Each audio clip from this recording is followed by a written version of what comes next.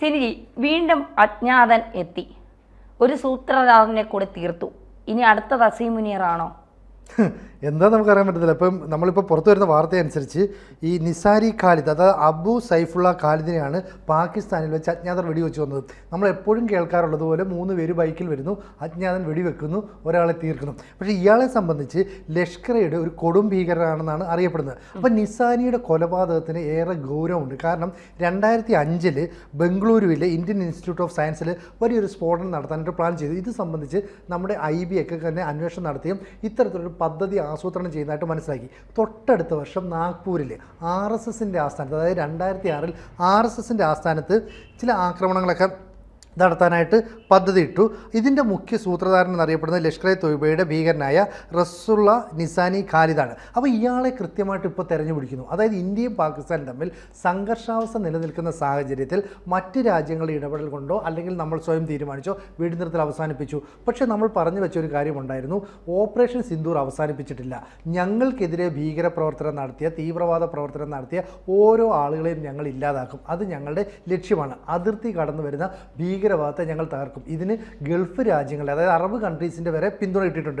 ഒപ്പം നമ്മൾ ഈ കാണുന്ന റഷ്യയുടെയും അമേരിക്കയുടെയും ഫ്രാൻസിൻ്റെ ഒക്കെ പിന്തുണയുണ്ട്. അപ്പോൾ ഇത്തരത്തിലൊക്കെ പിന്തുണ നിൽക്കുമ്പോൾ തന്നെ നമ്മൾ എങ്ങനെയാണ് വീണ്ടും വീണ്ടും പാകിസ്ഥാനിൽ നമുക്കെതിരെ പ്രവർത്തിച്ച, ഇന്ത്യയിൽ ഭീകരപ്രവർത്തനം നടത്തിയ അല്ലെങ്കിൽ എന്തെങ്കിലും ആസൂത്രണം നടത്തിയ ആളുകളെ കൃത്യമായി കൊല്ലുന്നത്? അപ്പോൾ പാകിസ്ഥാനിലുള്ള ആളുകൾക്ക് ഇയാൾ ഒരു ശല്യം ചെയ്തല്ലോ, അപ്പോൾ പാകിസ്ഥാനിൽ വെച്ച് കൊല്ലേണ്ട കാര്യമില്ല.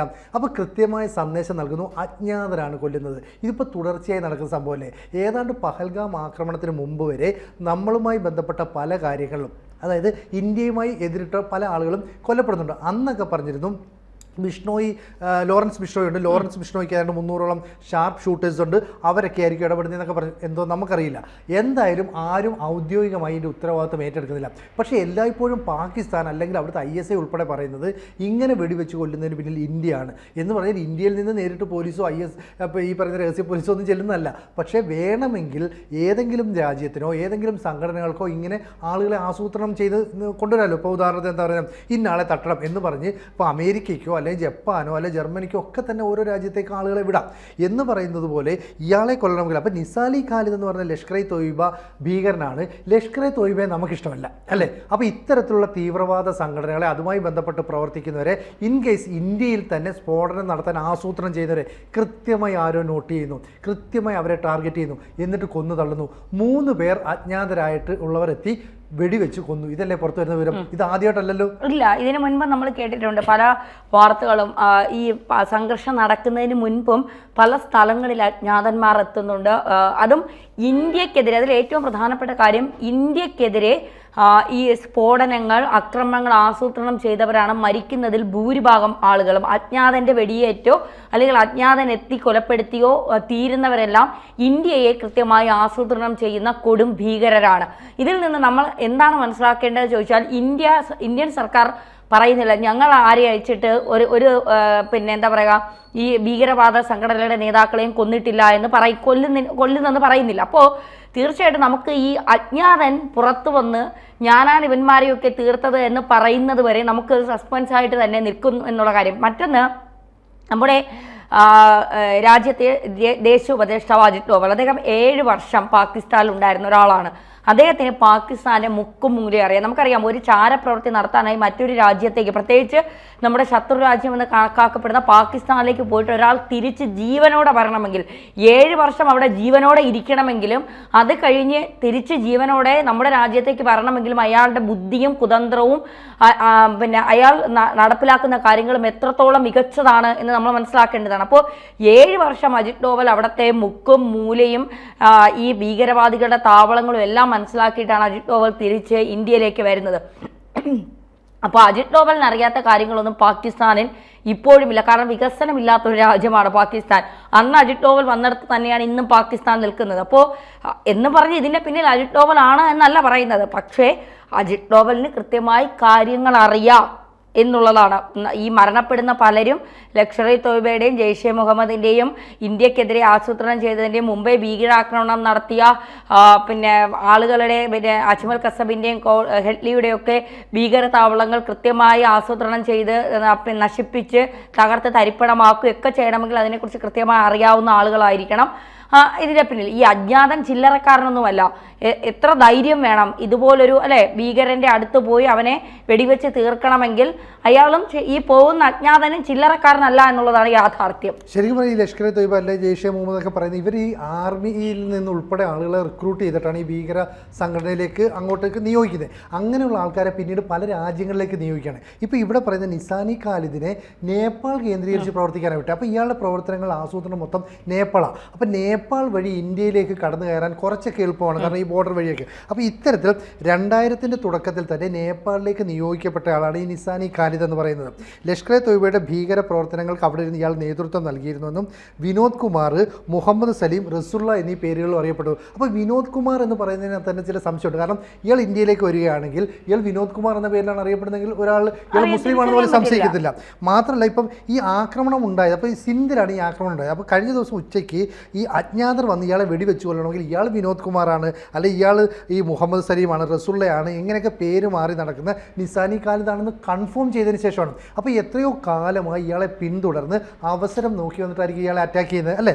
അപ്പോൾ ഇപ്പോൾ 2001 രാംപൂരിലെ CRPF ക്യാമ്പിലെ ഭീകരാക്രമണത്തിൽ ഇയാൾ പങ്കെടുത്തിരുന്നു എന്നൊരു വിവരം പുറത്തു വരുന്നുണ്ട്. ഇന്ത്യൻ ഇൻസ്റ്റിറ്റ്യൂട്ട് ഓഫ് സയൻസ് ആക്രമണത്തിൽ പ്രധാന പങ്കുണ്ടായിരുന്നു. അങ്ങനെ ഇന്ത്യയിൽ നടന്ന പല പദ്ധതികളുടെയും ആസൂത്രണത്തിൽ നടപ്പാക്കാൻ ശ്രമിച്ചിട്ട് അത് പരാജയപ്പോയ പദ്ധതികളുടെ ആസൂത്രണത്തിൽ ഒക്കെ ഇയാൾക്ക് പങ്കുണ്ടായിരുന്നു. അങ്ങനെ പങ്കുള്ള ആളുകളെ എങ്ങനെയാണ് പാകിസ്ഥാനിലെ ചില അജ്ഞാതർ കണ്ടെത്തുന്നത്? അപ്പോൾ പാകിസ്ഥാനിലെ അജ്ഞാതർ കണ്ടെത്തണമെങ്കിൽ അതിന് പിന്നിൽ മറ്റാരുടെയോ പ്രേരണയുണ്ട്.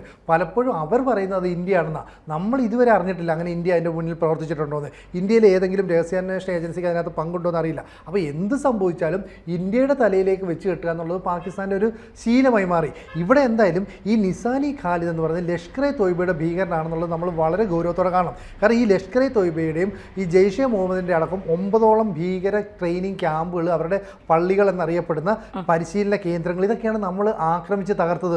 ഒപ്പം തിരിച്ച് ആക്രമണം ഉണ്ടായിരിക്കാൻ വേണ്ടി അവരുടെ എയർ ബേസുകൾ നമ്മൾ തകർത്തു. അപ്പോൾ ഇത്തരത്തിലൊക്കെ ആക്രമണം നടത്തി നമ്മൾ താൽക്കാലികമായ വെടിനിർത്തലിന് തയ്യാറായി.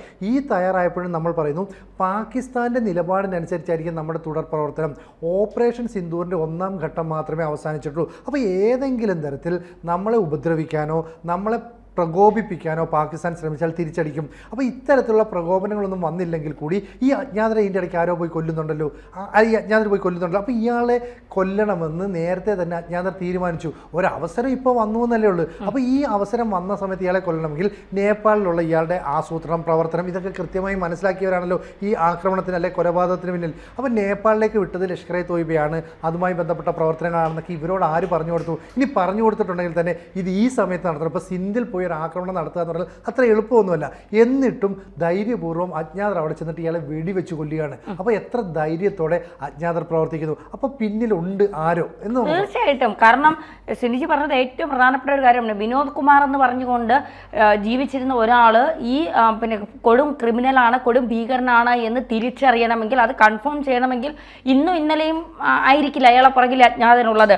കുറച്ച് നാളുകളായി ഇയാളുടെ പുറകിൽ ഇയാൾ ചെയ്യുന്ന പ്രവർത്തികൾ, ഇയാൾ പോകുന്ന സ്ഥലങ്ങൾ, ഇയാൾ താമസിക്കുന്ന സ്ഥലങ്ങൾ, ഇതൊക്കെ കൃത്യമായി മനസ്സിലാക്കി കൃത്യമായി ഇയാളെ പിന്തുടർന്നുകൊണ്ടായിരിക്കണം ഇയാൾ അവിടെ എത്തുന്നത്. അപ്പോൾ തീർച്ചയായിട്ടും ഇക്കാര്യത്തിൽ ഒരു എന്താ പറയുക, സൂക്ഷ്മമായ നിരീക്ഷണത്തിലൂടെ മാത്രമേ ഒരാളെ, പ്രത്യേകിച്ച് ഇന്ത്യക്കെതിരെ ഭീകരവാദം നടത്തുന്ന ഭീകരവാദങ്ങൾ ആസൂത്രണം ചെയ്യുന്ന ഒരാളെ തീർക്കണമെങ്കിൽ, തീർത്ത ഒരാളെ തീർക്കണമെങ്കിൽ അതിൻ്റെ പിന്നിൽ കൃത്യമായ ആസൂത്രണം ഉണ്ടാകണം, ലക്ഷ്യങ്ങൾ ഉണ്ടാകണം, ഒക്കെ കൃത്യമാണ്.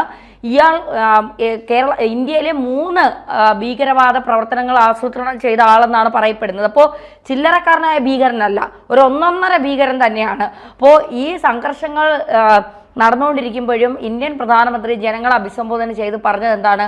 ഞങ്ങൾ ഭീകരവാദത്തെ ഇപ്പോഴും എതിർക്കുന്നു, എപ്പോഴും എതിർക്കുന്നു, അത് അങ്ങനെ തന്നെയായിരിക്കും.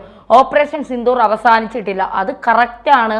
അജ്ഞാതന്മാർ ഓരോ ഭീകരനെയും വധിച്ചുകൊണ്ടിരിക്കുന്നത് ഓപ്പറേഷൻ സിന്ദൂറിന്റെ 2ാം ഘട്ടമായി തന്നെ കണക്കാക്കേണ്ടി വരും. ഇനി ഒരു പ്രത്യേകതയുണ്ട്. ഈ നിസാനി ഖാലിദിന് ഇത്രയും കാലം സംരക്ഷണം ഒരുക്കിയ ആരാന്നറിയോ? പാകിസ്ഥാൻ സർക്കാരാണ്. അപ്പോൾ പാകിസ്ഥാൻ ഗവൺമെന്റ് തന്നെ സുരക്ഷ ഒരുക്കിയ ഒരാളെയാണ് അജ്ഞാതര് വളരെ കൃത്യമായിട്ട് ചെന്ന് സിന്ധ് എന്ന് പറയുന്ന അവരുടെ പ്രധാനപ്പെട്ട ഒരു നഗരത്തിൽ വെച്ച് വെടിവെച്ച് കൊല്ലുന്നത്. പാകിസ്ഥാനിൽ പോയാണല്ലോ നമ്മൾ പലപ്പോഴും അജ്ഞാതൻ പാകിസ്ഥാനിലെ ഭീകരരെ വെടിവെച്ച് തീർക്കുന്നത്. അതുകൊണ്ട് ഭീകരനെന്ന് കേൾക്കുമ്പോഴേ സ്വാഭാവികമാണ് പാകിസ്ഥാൻ മാത്രമേ അവന്മാരെ കാത്തു സൂക്ഷിക്കൂ, അവന്മാർക്ക് അന്നം കൊടുക്കൂ. കൊടുക്കൂ. ഇവിടെ അത് തന്നെയാണ് സംഭവിച്ചത്. പക്ഷെ അജ്ഞാതന്മാരെത്തും എന്നുള്ളത് കണ്ടും അറിഞ്ഞും കേട്ടും വേണം ഇനി ഭീകരപ്രവർത്തനങ്ങൾ നടത്താനെന്ന് മാത്രം. കൂടുതൽ വാർത്തകളും വിശേഷങ്ങളും നിങ്ങളിലേക്ക് എത്താൻ ABC മലയാളം സബ്സ്ക്രൈബ് ചെയ്യുക, ബെൽ ബട്ടണും അമർത്തുക.